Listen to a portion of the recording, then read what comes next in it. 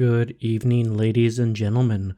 Welcome back to another episode of the podcast. Today we are talking about dating in the workplace. Should you do it? Short answer, no. Long answer, yes. Asterisks. So without further ado, let's hop right in. Hey leaders, I'm your coach Adam. Here to have an honest talk about leadership, the obstacles you might face, and how to refine your leadership skills to help you become the leader I know you are. So let's grab a drink, sit back, relax, and have a chat. Dating in the workplace. It sounds like such an easy topic. No, don't date in the workplace. That is a terrible idea. But it's a little bit more complicated than that. And before we kind of dive into long-term versus short-term dating and kind of the whole rationale behind not dating in the workplace, let's talk a little bit about power. As leaders, we have a lot of power, and we need to be mindful of that. When we have a job interview or when we are hiring somebody and they accept the job, there is a power exchange that happened. Whether we're aware of it or not, it did happen. That exchange essentially said that we are granted power over the individual, and as such, we promise to take care of them. This means that we have the power to discipline individuals that step out of line. We have the power to enforce somebody to come at certain hours. We have the power to hire or fire people. We have a lot of power over our teammates and the individuals underneath us, and that's very important to consider. What this typically means for leaders is that if you show romantic interest in an individual that is, for example, your subordinate or one of your team members, they may feel obligated to feed into these romantic interests. They may feel that their job is on the line if they don't feed into this, or they may feel that by not feeding into these interests, that they will be shuttered from any promotional opportunities. In a way, they may feel like they've been taken hostage. They don't really have a choice in this situation. Unfortunately, if we're not aware of this, and they were feeding into our romantic intentions, whatever they may or may not be, this could end our career. Let's be very blunt and honest on this one. Dating in the workplace is very dangerous because this could end our career. This could end our business. This could destroy our team. And it's a very delicate thing to kind of talk about. Because again, if an individual feels like they have to feed into these romantic advances, this isn't a good place to be in. This is terrible. This is awful. And this is where the Me Too movement kind of came in. And the Me Too movement was a absolutely phenomenal movement that was long overdue. There were a lot of leaders in positions of power that were abusing their team members and doing things that they really shouldn't have done. Unfortunately, there have been repercussions of the Me Too movement that were kind of unintended. One of these is that as a leader, simply putting your hand on somebody's shoulders could land you in HR and losing your job. People have become very sensitive to these things for good reasons, but the problem is that now it's much easier to misconstrue inappropriate advances versus, hey, you're doing a great job. And that's something we definitely don't want to do. But in saying all that, let's say that there was romantic sparks happening between you and a colleague, whether they be another equal or somebody on your team. And you guys really get into it, and it's mutually shared attraction. You are running a risk that if things fall apart, this is the end of somebody's job. Either they are going to have to leave or you are going to have to leave. Or we could be looking at, again, the disintegration of a team or the destruction of a company from this breakup. And we really need to be conscientious of the risks. What happens if this goes sideways? We're talking career-ending stuff, guys. We're talking really big consequences for love, for whatever you were after. And when you listen to people and they say, don't date in the workplace, this is where they're coming from. They're looking at the consequences of if the advances were taken poorly. They're looking at the consequences of if they ultimately break up or things don't go well in the relationship. And they're thinking of the consequences to their career, their finances. And let's be honest, this is a very huge gamble to take. And for a lot of people, it's simply not worth it. And in all honesty, if your goal is to date short term, if your goal is to not settle down, not to get married, not to find somebody to live the rest of your life for, do not date in the workplace. Simply don't. It is a terrible idea on so many levels. And this is how people lose their jobs. It very much reminds me of a story about a woman. We'll call her Stephanie. And Stephanie was a very flirtatious woman.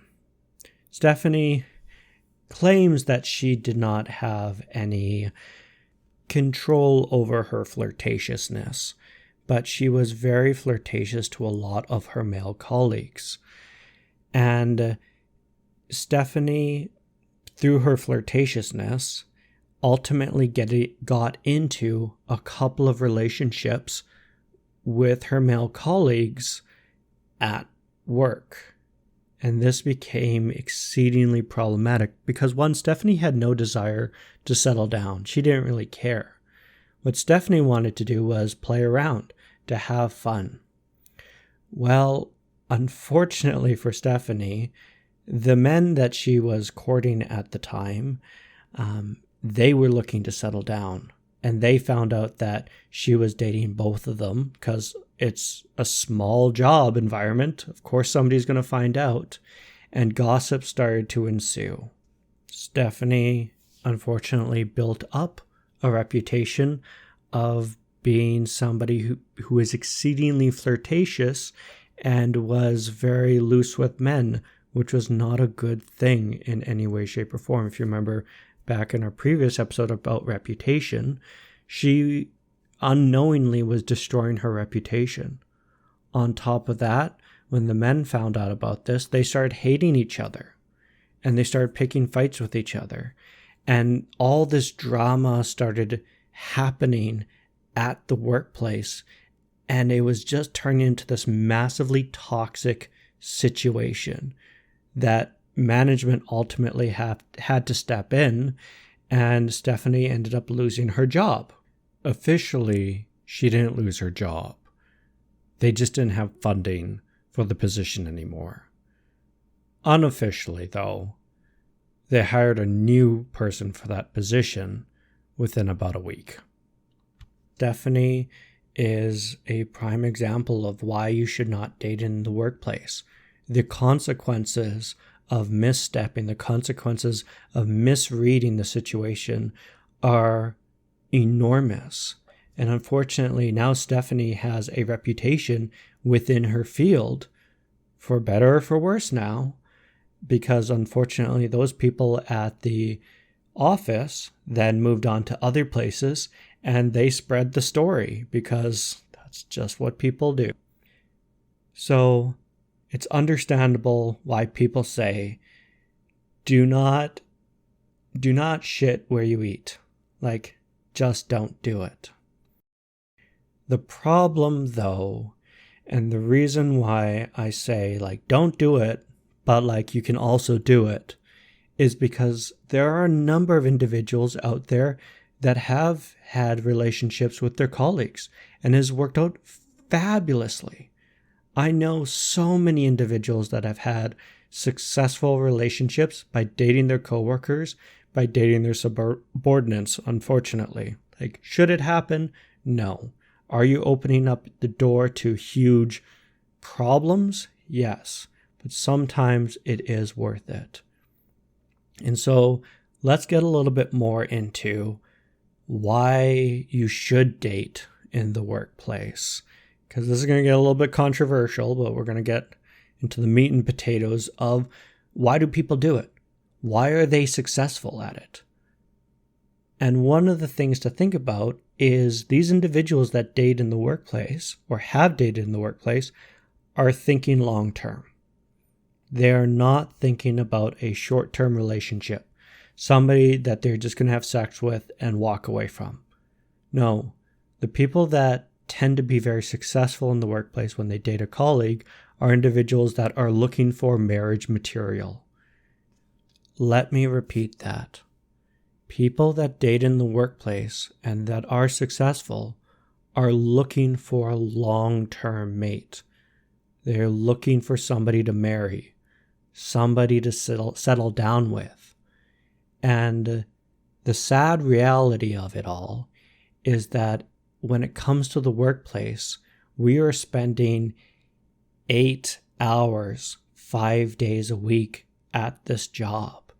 Some of us are spending upwards of 16 hours a day at these jobs, seeing the same faces every single day. And when you look at humans and how humans find people attractive, one of the very interesting facets is humans tend to find people that they see regularly attractive. But then it's also more complicated than that. It's not only that they're seeing these individuals day in and day out, they're also probably not getting out as much. They're probably not partying as much. And so there's also a scarcity mindset going on to the point that a colleague that may not be attractive in the general population sense is exceedingly attractive to somebody in that workplace. And this is a phenomenon that is well known in the military. When soldiers go overseas, there are usually only a handful of women that are with a sea of men, and they may not be the prettiest women, but the men all find them extremely attractive. And it's only after the deployment is done that that shifts, where the men no longer find them attractive, because again, that scarcity is gone and they're not seeing that person on a regular basis. So to kind of come back a little bit, one, it's normal to find your colleagues attractive. It's normal to kind of start developing feelings for them. And if we tend to look at kind of the wisdom behind long-term dating, you're actually kind of better off dating in the workplace and or dating friends and or dating friends of friends or having arranged marriage. And I know what you're thinking. Adam, what the hell are you talking about? Well, here's the rub. When we tend to look at long-term relationships, the ones that tend to succeed are the ones where we are dating friends of friends, or we have dated our colleague, or there's arranged marriages, matchmakers. And the reasons why they tend to succeed is because you can vet your partner more thoroughly. If you're dating through a friend, the friend has vetted the partner for you beforehand. If you're dating somebody that was arranged by your family, for example, an arranged marriage, they have been vetted for you. Their finances, their education, how they behave, if they would even be a good match, they have been pre-vetted. If you're dating in the workplace, you get to see them in action. You get to see what type of person they are. In fact, you should know very clearly what you're getting yourself into when you start dating, because again, they're vetted. In fact, the company vetted them for you as well. So there's also that weird aspect of like, they're kind of safe if you think about it. And as much as I would like to stand here and tell you, do not date in the workplace no matter what, I think that that would be doing you a very big disservice, because my parents are together because of the workplace. I know of many colleagues that got together strictly because of the workplace. I know nurses that have dated doctors. I know psychiatrists that have dated doctors. Like, I know so many individuals that found their love within the workplace that I unfortunately cannot stand here in good conscience and tell you don't date in the workplace. That being said, I think it's important to realize the consequences of dating in the workplace, to fully understand, like, you are putting your career and your job on the line. You are putting yourself in a financial pickle if things go south. And even if you have a thing going with a colleague, let's say it's starting to get really serious, ultimately, you or them will have to leave that job. You will have to find new jobs. That's just how it works. You can't keep working at the same job. Because again, we have to be conscientious of these power dynamics going on. If we're their boss and they're also our lover, that's a big issue. What happens when they start underperforming? Like, we're not going to be able to discipline them because that's going to ruin our relationship. It's going to start clouding how we view and see them, which ultimately will be for the detriment of the team. And so we have to be conscientious of this, because one of us is going to have to leave if it works. It's sad. Nobody likes this kind of conversation, but it's true.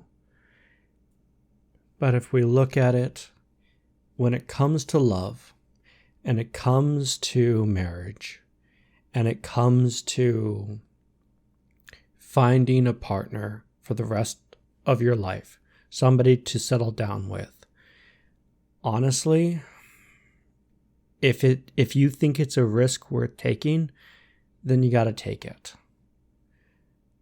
You just have to be aware that you're dating for long term. And you cannot just wander into this. This has to be a very slow process. You have to learn about this person over a very long period of time. You can't just look them in the eye and say, you know what, I'm going to date you. Because again, if things fall apart, these are career-ending consequences. Yep, sure, you're a CEO today, but tomorrow you're going to get fired because you sexually harassed your coworker. And these are really big minefields that you're going to have to navigate with this person. And for a lot of individuals, this just isn't worth it. The risks are not worth it. But again, I would tell you very poignantly, just don't do it. But looking at how successful many people have been finding love within the workplace, again, I cannot tell you that you shouldn't do it. In fact, in a lot of ways, kind of going back there, it's actually kind of smart to find your love in the workplace because they're pre-vetted for you. You know what they're like. You understand your communication styles. You get to know their likes and dislikes. You get to gradually get to know them over long periods of time. And you get to develop a very intimate and unique relationship with this individual. And to kind of look at this from a third-party perspective, from a leadership third-party perspective. If we notice our coworkers, our team is falling in love with somebody, it's our job to kind of keep an eye on it and make sure that this doesn't affect the team. One thing that I've always hated is policies that dictate you're not allowed to fall in love with your coworker.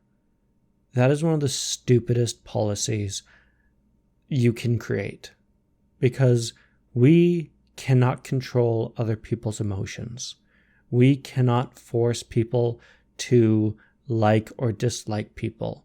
That is simply not within our control. All that policy does is allow us to fire the person who made the advances.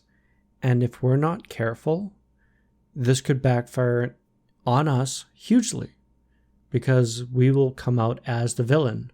We will be the Disney villain in this story, stopping the true lovers from getting together. And it could breed resentment. And also on top of that, it could drive, let's be honest, these relationships underground. That's all really what we're doing, is if we have a policy and we're going to be acting upon it, the relationships are still there. All we've done is just drive that underground, so hopefully we don't have to see it.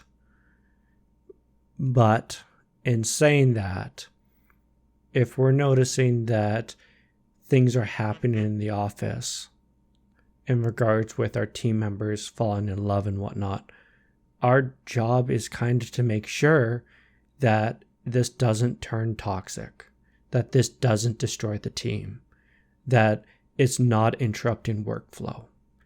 And if it is, if this is starting to become a bad situation for the team, ultimately our job is to take care of our team, and we have to step in.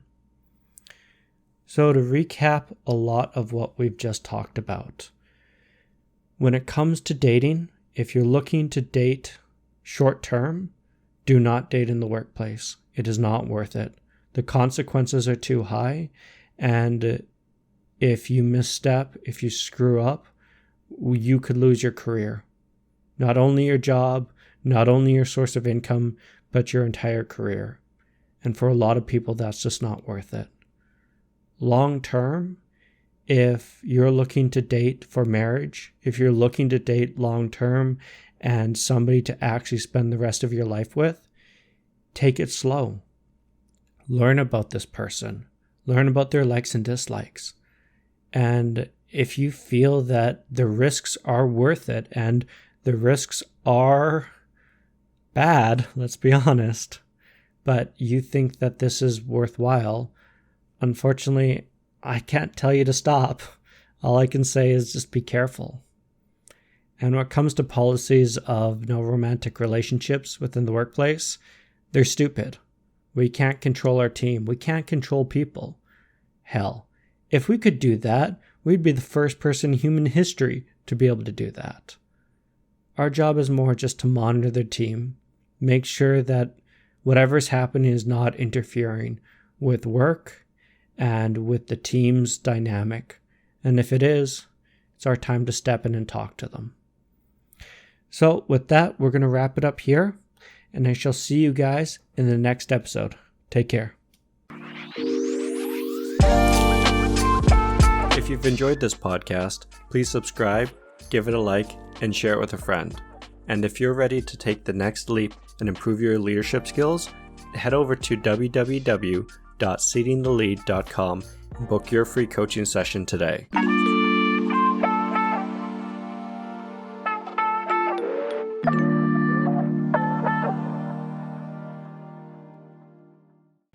Imagine if you could actually just control people and their emotions. I feel like that might be a superpower. I feel like that's a superpower for a supervillain. I should contact Marvel.